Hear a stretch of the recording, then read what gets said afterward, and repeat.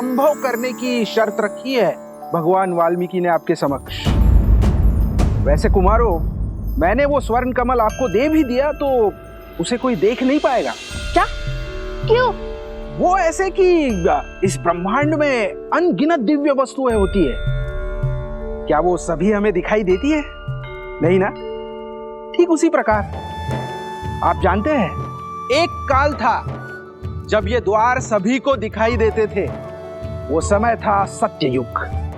तब देव और मनुष्य वार्तालाप करते थे, किंतु आज की स्थिति में केवल मंत्रोच्चारण के पश्चात ही ये द्वार सामने आते हैं, जैसे आपके सामने आए। उसके पश्चात द्वापर युग में ये आलोकपुरी के द्वार पूर्ण रूप से अदृश्य हो जाएंगे और केवल सत्कर्म करने वाले व्यक्ति ही इस द्वार से भीतर आ पाएंगे, वो भी मृत्यु के पश्चात। और कलयुग में तो कोई भीतर आ भी नहीं पाएगा, मृत्यु के पश्चात भी नहीं। हाँ, केवल श्री विष्णु जी के या उनके अवतारों की पूजा करने वाले भक्त भीतर आ सकते हैं। और इस युग में आलोकपुरी की कोई वस्तु धरती पर दिखाई भी नहीं देगी। पुष्पक का क्या? हमने रामायण पढ़ी है, पुष्पक तो सबको दिखता है। पुष्पक की महिमा विशेष है। पुष्पक का निर्माण विश्वकर्मा ने धरती पर किया था और उसे यहाँ स्थान प्राप्त हुआ क्योंकि उसने प्रभु श्री राम की सेवा की थी। तो हम भी तो सबसे बड़े भक्त हैं श्री।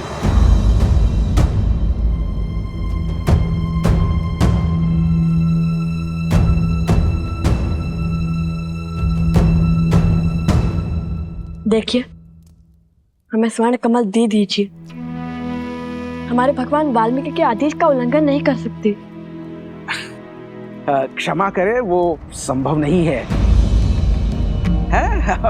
मेरी बात मानिए कुमारों, आप आश्रम लौट जाइए और अपना जीवन तपस्या में लगाइए।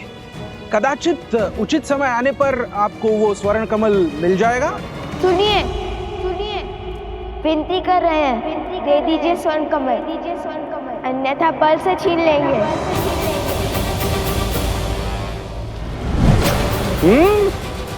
अब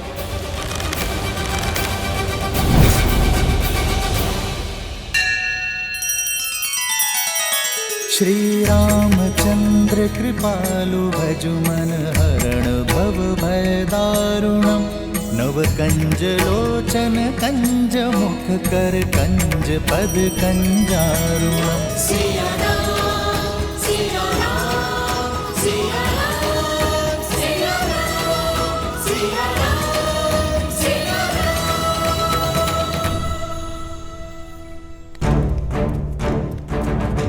कुश, ये यक्ष है, हम इन पर प्रहार नहीं कर सकते। पर ये हम पर प्रहार करने से चुकेंगे नहीं। परंतु मैंने ये भी नहीं कहा कि हम अपना बचाव भी नहीं कर सकते।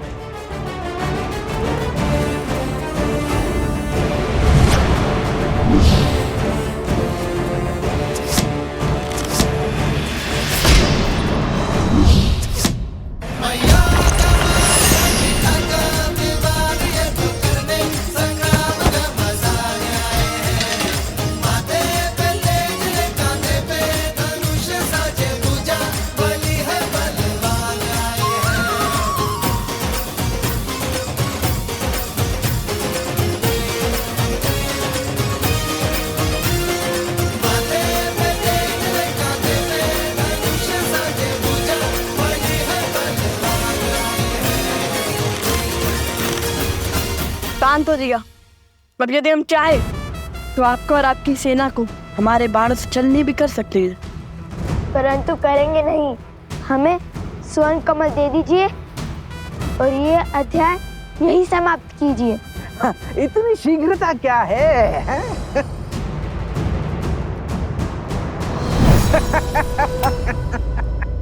ओम ब्रह्मदेवाय नमः। ओम ब्रह्मदेवाय नमः। एक किरण जो अपने प्रकाश से उन्हें जीवन देती है, सोए हुए मन में ऊर्जा भरती है।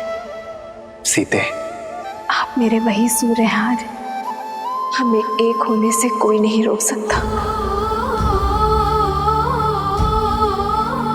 यदि सीता के प्रति मेरा प्रेम, हमारा प्रेम और समर्पण अटूट है ब्रह्मदेव,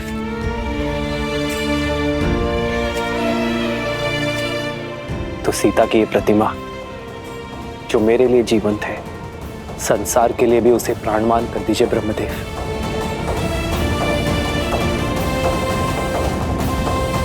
ओम ब्रह्मदेवाय नमः।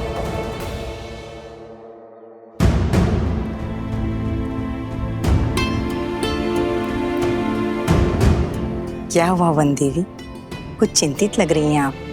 मन विचलित था तो सोचा ऋषि भारद्वाज से मिल लो, किंतु गुरु माँ वो ना तो अपने कुटीर में है और ना ही ध्यान क्षेत्र में।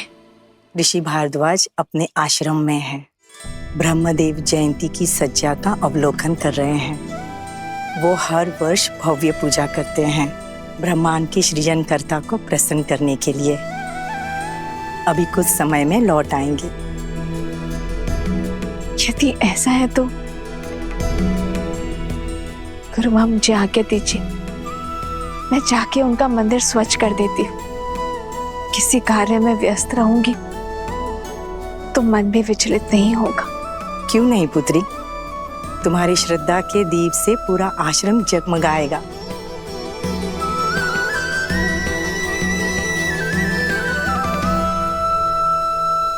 आपने आपके सामर्थ्य का प्रमाण तो दे दिया, अब बारी है ज्ञान का प्रमाण देने की।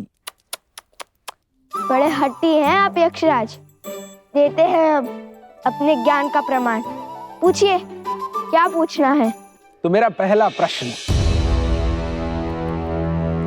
वो कौन सी अनमोल वस्तु है जो व्यक्ति दूसरे को दे भी सकता है और देने के पश्चात वो वस्तु उसके पास रह भी जाती है?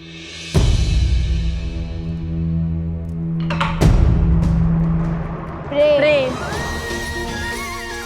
प्रेम बांटने से घटता नहीं है, कभी कभी दुगना लौट कर भी आता है।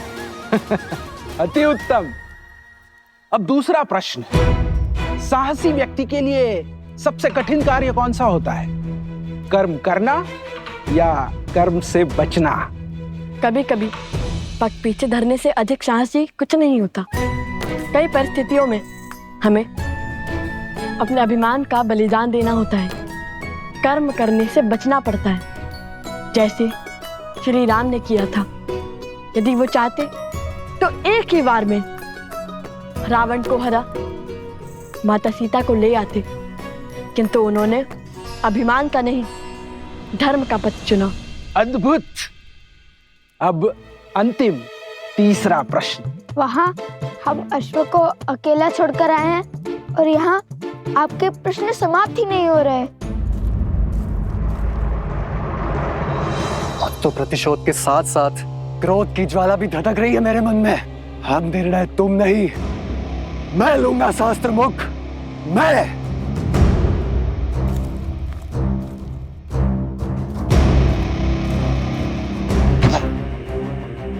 इतने वर्षों में कुछ भी नहीं कर पाया वो शास्त्र मुख रावण, और तो और अपने ही पुत्रों के प्राण लील गया। जो स्वयं सफल ना हो सका वो मुझे क्या निर्देश देगा?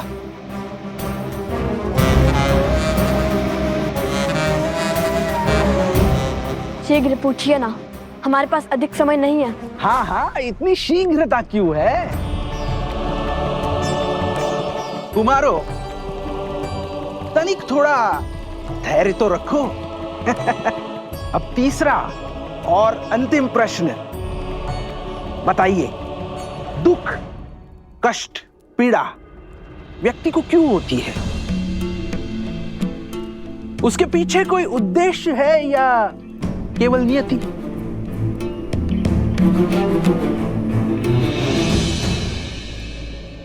जिस प्रकार अग्नि इस बाती को जलाती है, किंतु इतना कष्ट सहने के बाद भी बाती अग्नि का साथ नहीं छोड़ती, उसी प्रकार श्रद्धा हृदय को पीड़ा तो दे सकती है, किंतु इसका अर्थ ये नहीं है कि तुम श्रद्धा का ही त्याग कर दो। पीड़ा, ये पीड़ा ही तो है जो आत्मा को ज्ञान का प्रकाश देती है। पीड़ा हमारे जीवन को साकार करती है। पीड़ा हमारे चरित्र को आकार देती है। कठिनाइयाँ और संघर्ष हमारे शिक्षक हैं। पीड़ा व्यक्ति के व्यक्तित्व को प्रकाशित करती है। ठीक उसी प्रकार जिस प्रकार बाती स्वयं जलकर अंधेरे कक्ष को जगमग करती है।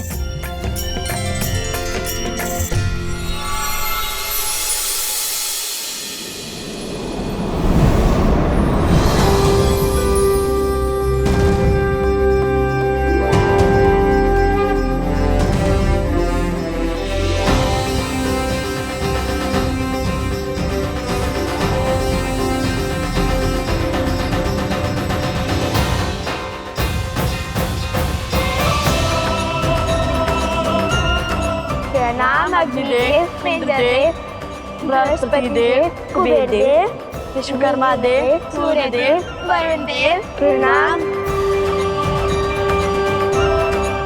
आयुष्मान भव पुत्र, आप दोनों अपनी परीक्षा में निपुण हुए और यह सिद्ध कर दिया कि आप दोनों केवल बल में ही नहीं अपितु बुद्धि से भी धनी हैं। हमें देखना चाहते थे कि आप ये दुर्लभ स्वर्ण कमल पाने योग्य हैं भी या नहीं।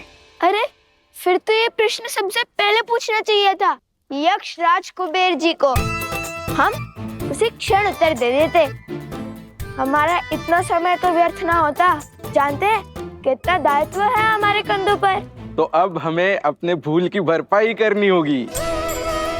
हम आपके बल और बुद्धि दोनों से अति प्रसन्न हैं। उपहार और आशीर्वाद स्वरूप कुछ दिव्य अस्त्र स्वीकार कीजिए। आपको शीघ्र ही इनकी आवश्यकता पड़ेगी। आप दोनों जब चाहे इन अस्त्रों का आवाहन कर सकते हैं।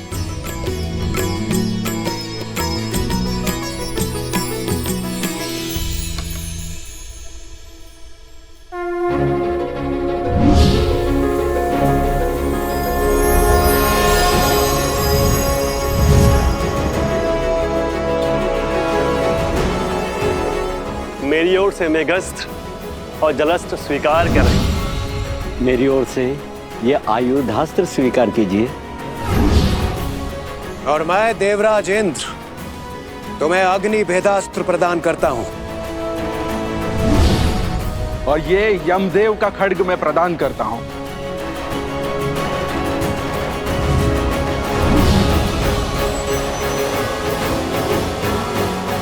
धन्यवाद देवतागण। हम आप सबको वचन देते हैं कि हम इन दिव्यास्त्रों का सदुपयोग ही करेंगे।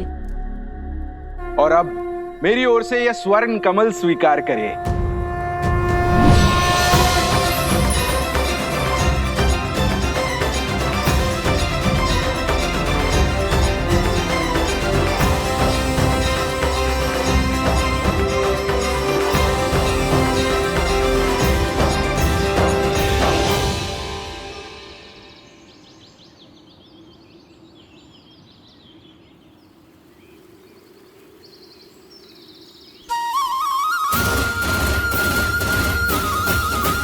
धन्यवाद कुबेर देव।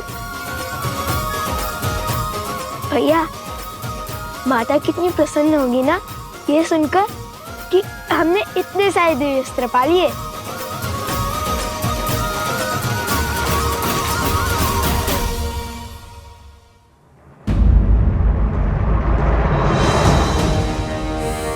अरे शत्रुघ्न महाराज तो यहीं खड़े। अब इनसे युद्ध करने के सिवाय हमारे पास और कोई उपाय नहीं है। किंतु ये माला थामकर कैसे लड़ेंगे?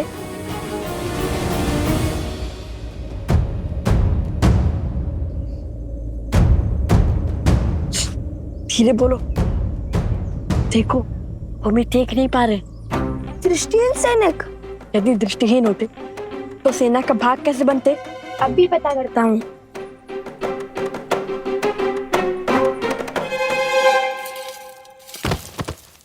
कौन है वहां?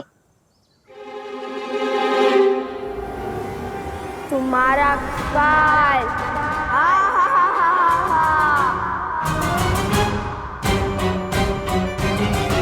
हम तो अदृश्य हो गए।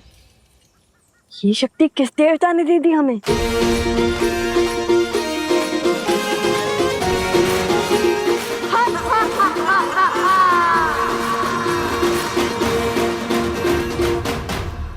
अयोध्या के सैनिकों को कायरता शोभा नहीं देती। माया का प्रयोग कर रहे हैं वो, अधिक देर तक नहीं बचेंगे वो। खोजिए उन्हें, यहीं कहीं छुपे होंगे वो।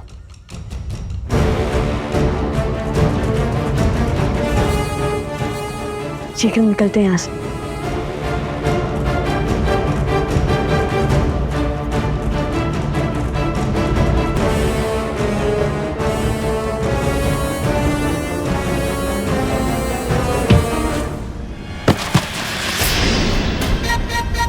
कौन है?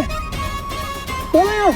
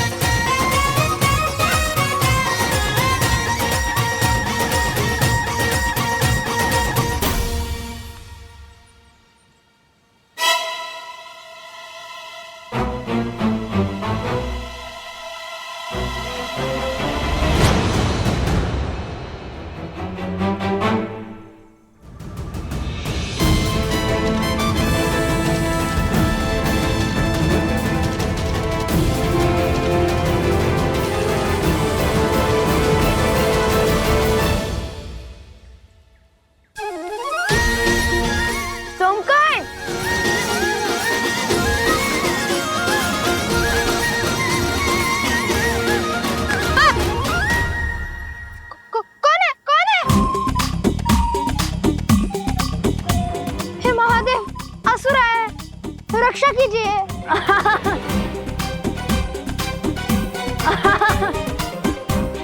कुश,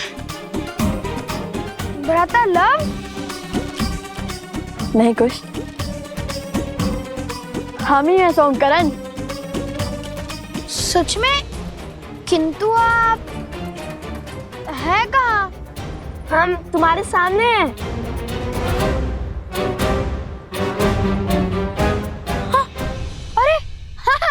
ये रे, किंतु दिखाई क्यों नहीं दे रहे? ये कैसी माया? अरे सब बताएंगे, सब बताएंगे। किंतु अभी तुम अपना हाथ आगे करो और ये माला पकड़ो। बहुत भारी है, मैं थक गया हूँ।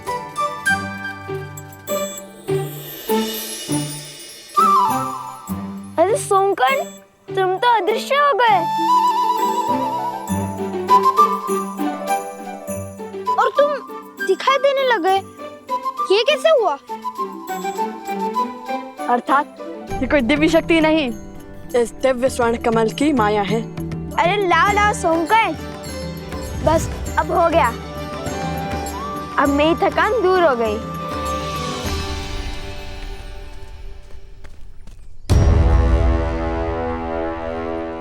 अब तुम हमें स्वयं अश्वत्थ तक पहुंचाओगे।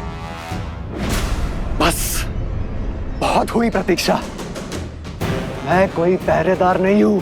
मैं अभी इस अश्व को मारकर अश्वमेध का अंत कर दूंगा और असुरों के सर से धर्म की तलवार सदा के लिए हटा दूंगा।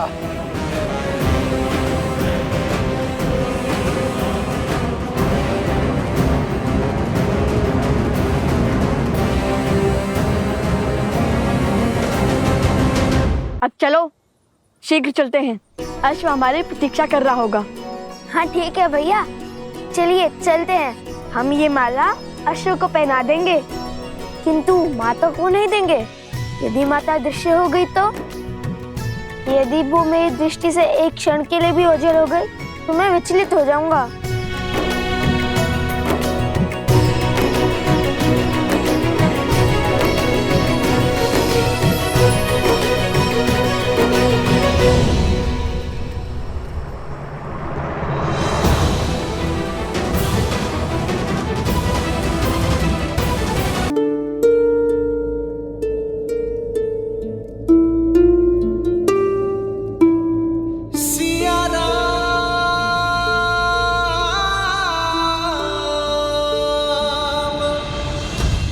श्री राम ओम ब्रह्मदेवाय नमः। ओम ब्रह्मदेवाय नमः। सीते,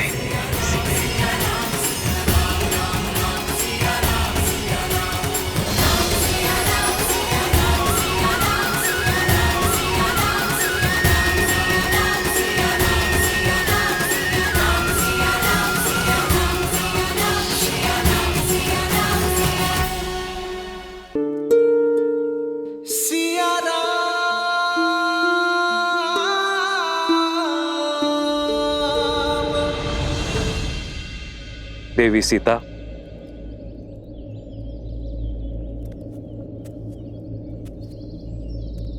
प्रणाम ऋषिवर। आयुष्मान भव। देवी, ये क्या? आपने तो इस स्थान की काया ही पलट दी। आपको कोटि कोटि आभार। मन की चिंता मिटाने के लिए तन को भक्ति में व्यस्त कर लिया। कैसी चिंता देवी? लवकुश की? उनकी सुरक्षा का वचन तो स्वयं तमसा माता ने दे दिया है, परंतु श्री राम, न जाने ऐसा क्यों लग रहा है मुझे ऋषिवर कि श्री राम विचलित है। देवी, आप दोनों दो शरीर एक प्राण है। एक दूसरे की मनोदशा बिना मिले, बिना देखे ही अनुभव कर लेते हैं। किंतु ध्यान रखिएगा, भोर खत्म होने से पहले रात्रि का अंधकार सबसे अधिक होता है। वैसे ही शुभ समय आने से पहले चिंताएं मन को घेर लेती हैं। और अब तो सभी चिंता के दूर होने का समय है। ये लीजिए ब्रह्मदेव का प्रसाद, इसे ग्रहण कीजिए। देवी, मैं आपको आश्वस्त करता हूं कि सृष्टि बनाने वाले आपकी समस्त चिंता का नाश अवश्य करेंगे।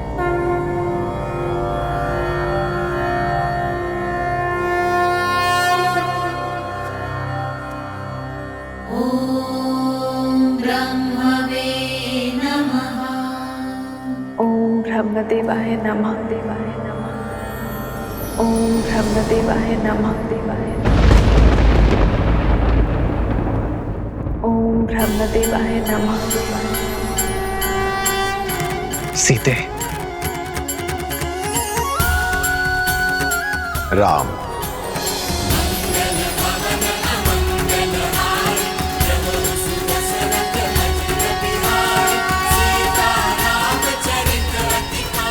ब्रह्मदेव, तुम्हारा तप, मर्यादा धर्म को संसार में फैलाने की ललक अद्भुत। तुम्हारे जीवन की इस यात्रा में देवी सीता ने भी पूरा साथ दिया है। इसलिए मैंने इस सीता के पुतले को इतने प्राण दिए हैं, ये अश्व के लौटने और यज्ञ उत्पन्न विधि के संपूर्ण होने तक मंत्रो जाप कर सके। अभी अश्वमेध यज्ञ देवताओं को भी सहर्ष स्वीकार होगा और उनका आशीर्वाद तुम्हारे साथ है राम। यज्ञ का अभिमंत्रण अश्व को आसुरी शक्तियों और दुर्घटनाओं से बचाता है, किंतु केवल तब जब देवताओं का आशीर्वाद हमारे साथ हो। धन्यवाद ब्रह्मदेव।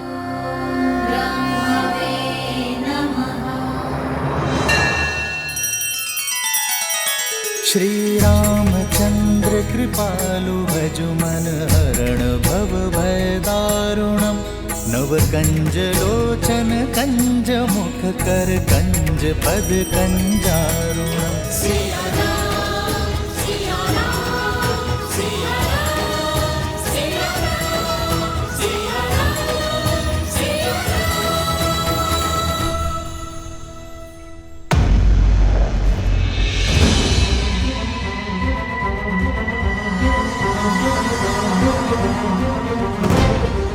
राम की हार और तुम्हारे नाश का समय आ गया अश्व।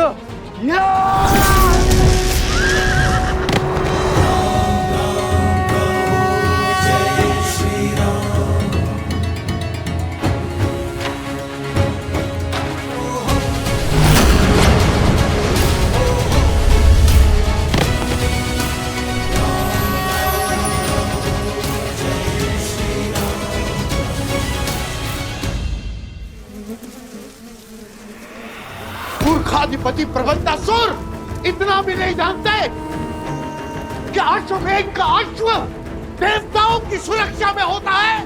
असुरों का संहार देवताओं और मनुष्यों के सामर्थ्य से नहीं, असुरों की मूर्खता से ही हो जाएगा।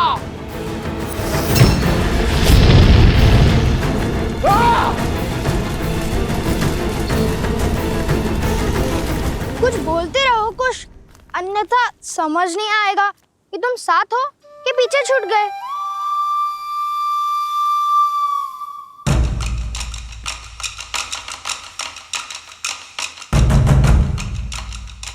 ऋषि कुमारों,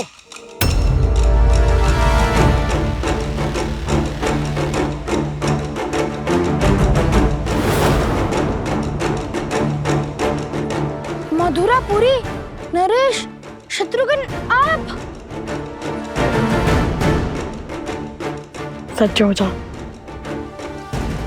इनसे युद्ध करे बिना हम आगे नहीं बढ़ सकते। मैं यहां यज्ञ का अश्व लेने आया हूं। चुपचाप उसे मुझे सौंप दो। वचन देता हूं मैं तुम्हें कि तुम्हें कुछ भी नहीं होगा। बड़े दयालु हैं श्री राम, क्षमा कर देंगे तुम्हें। सोमकरण, माला संभालो।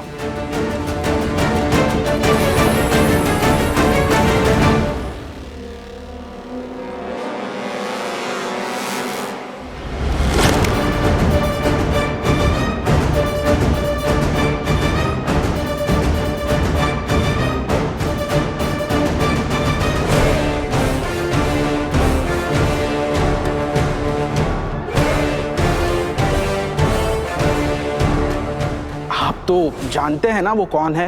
वो कोई साधारण बालक नहीं है, वो अनमोल रत्न है, केवल मेरे लिए नहीं अपितु समस्त संसार के लिए। आप दोनों जो कर रहे हैं वो अनुचित है। मेरी विनती सुनिए और समय रहते अपनी भूल सुधार लीजिए। यज्ञ के अश्व को रोकना पाप ही नहीं, अपराध भी है। हम बालक अवश्य हैं, किंतु अबोध नहीं।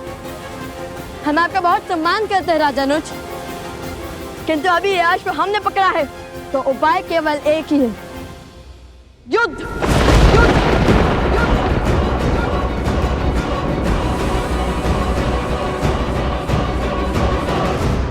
नीति शास्त्र कहते हैं कि व्यक्ति को स्वयं अपनी शक्ति, वास्तविकता से अधिक और दूसरों का प्रेम अपेक्षा से कम ही लगता है।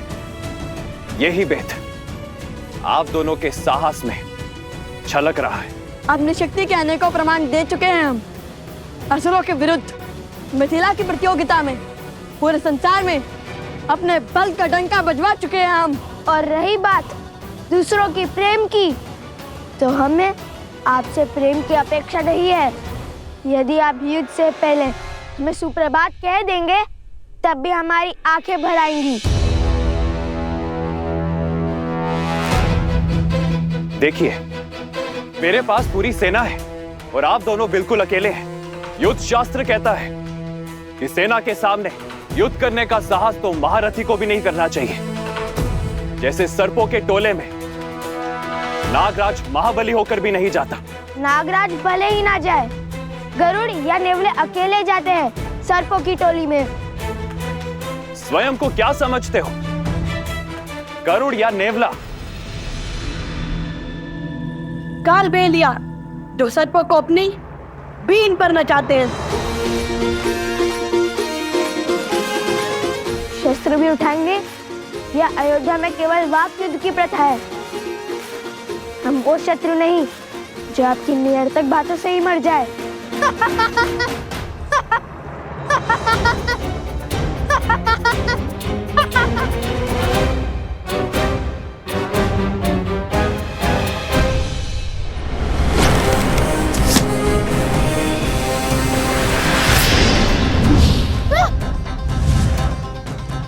आप दोनों शत्रु नहीं, अपराधी हैं। अयोध्या के अश्व का हरण कर पाप किया है आप दोनों ने।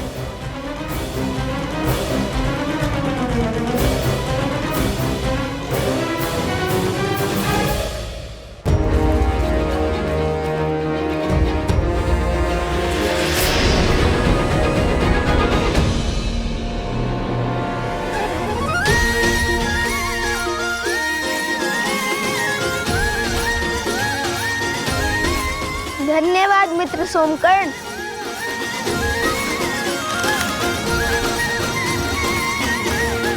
अश्व को रोकना अपराध नहीं, चुनौती है जो हमने स्वीकारी है।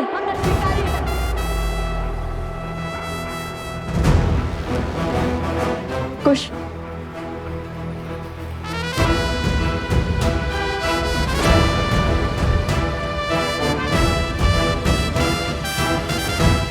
आपका शत्रु स्वयं चुनौती बन यहाँ वहाँ घूम रहा है।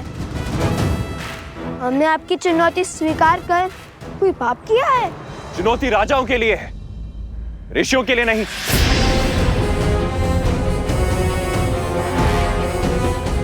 क्या बताएंगे आप? कहां के राजा हैं आप? राजा ना होकर अश्व को रोकना अपराध की श्रेणी में ही आता है। ऐसा तो कोई नहीं लिखा है। लिखा नहीं है, किंतु असत्य भी नहीं है। ये हमारे राजा है।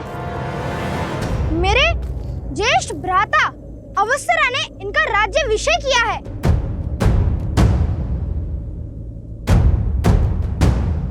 बताओ कहां के राजा हैं ये दोनों?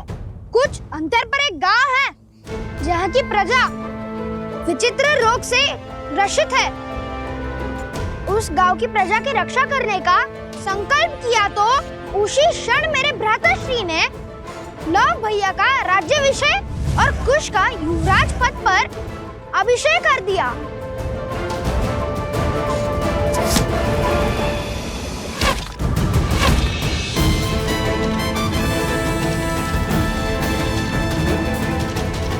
राजा नच, युद्ध में असावधान होना सबसे बड़ा अपराध है।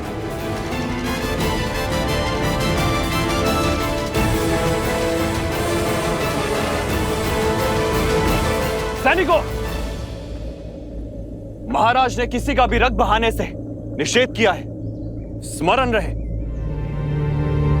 इन ऋषि कुमारों को केवल हमें बंदी बनाना है।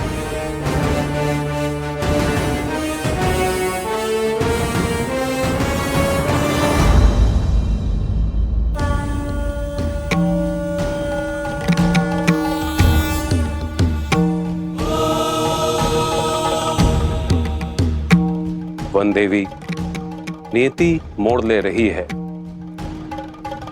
आपके दोनों पुत्र अपने जीवन की सबसे कठिन यात्रा पर निकलने वाले हैं। मैं केवल आपको ये बताना चाहता हूं कि आपके दोनों पुत्र एक पूरी सेना के विरुद्ध लड़ाई लड़ रहे हैं। सेना?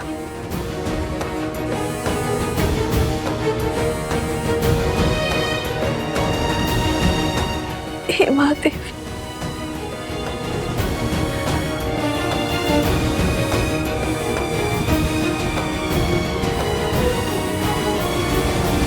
ये कैसा संकट है ऋषिवर, जिनके पिता अपने पुत्रों की रक्षा के लिए उपस्थित ना हो। अब उनकी रक्षा कौन करेगा? और वो माता कितनी दुर्भाग्यशाली है जो अपने पुत्रों की सहायता के लिए कुछ नहीं कर सकती।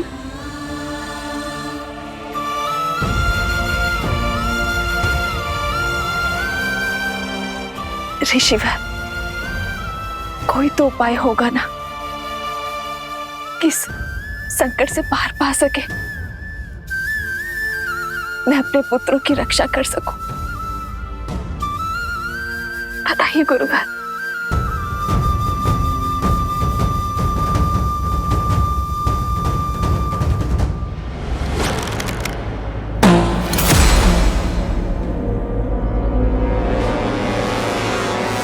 सावधान ऋषि कुमारों, ये मेरी अंतिम चेतावनी है।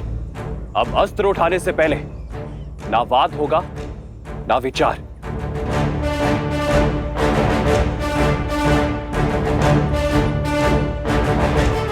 यदि अब भी ये नहीं रुके तो मुझे इन पर प्रहार करना ही होगा। मेरा पहला धर्म अपने महाराज की आज्ञा का पालन करना है। सैनिकों, जाओ और पकड़ लाओ इन्हें।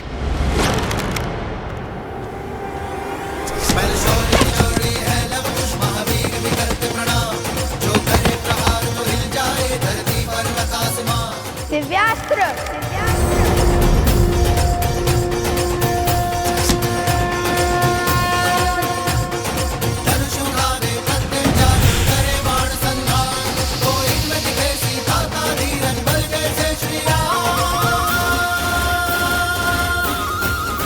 संपूर्ण संसार में मर्यादा धर्म का प्रचार हो रहा है और आप दोनों धर्म स्थापना के मार्ग में अवरोध बनकर पाप कर रहे हैं।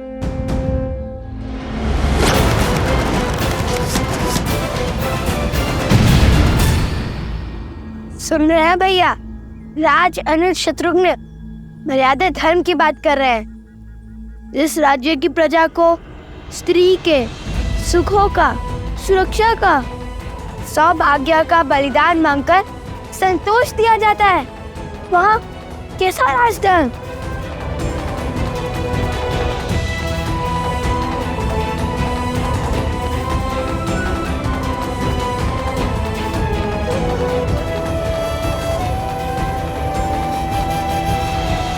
आप दोनों का क्या संबंध है अयोध्या की महारानी से? संबंध है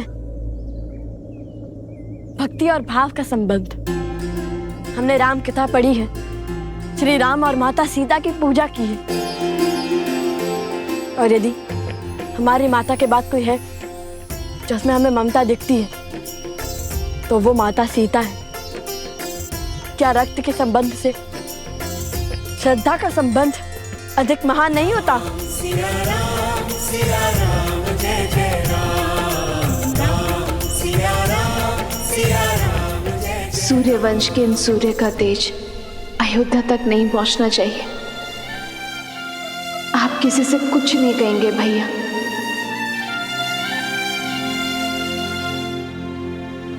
धन्य है आप अभिमा, श्री राम से दूर रहकर अपनी पहचान को गुप्त रखकर भी इन बालकों को श्री राम की परछाई बनाया आपने।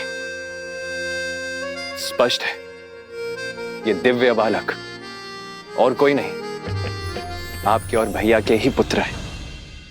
वेदों में कुछ ऐसे मंत्रों का विवरण है जिनका पाठ करने से स्वयं देवताओं को रक्षा करने के लिए बुलाया जा सकता है। आप उनका पाठ आरंभ करें और मुझे पूर्ण विश्वास है कि देवता आपकी सहायता अवश्य करेंगे।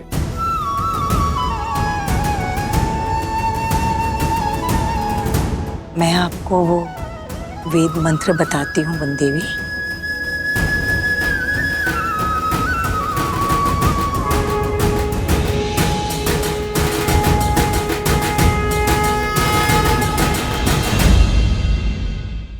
हे वरुण देव, आपकी शक्ति अपरंपार है। श्री राम के अयान का महत्वपूर्ण भाग रहे हैं आप, और आप मेरे पुत्रों को आपकी सहायता की आवश्यकता है।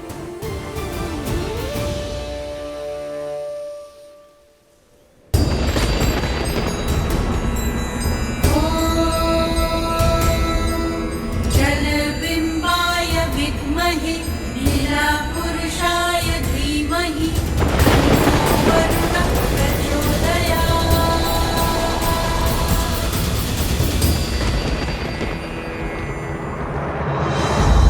मुझे जाने की आज्ञा दीजिए भैया। हनुमान का कोई समाचार आया? पवन पुत्र हनुमान पधार रहे हैं।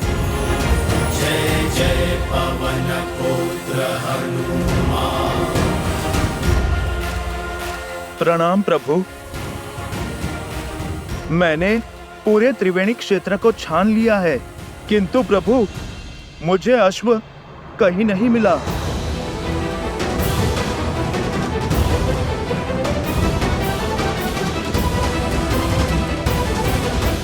प्रभु, शत्रुघ्न सेना ने भी अपना पथ बदल लिया है।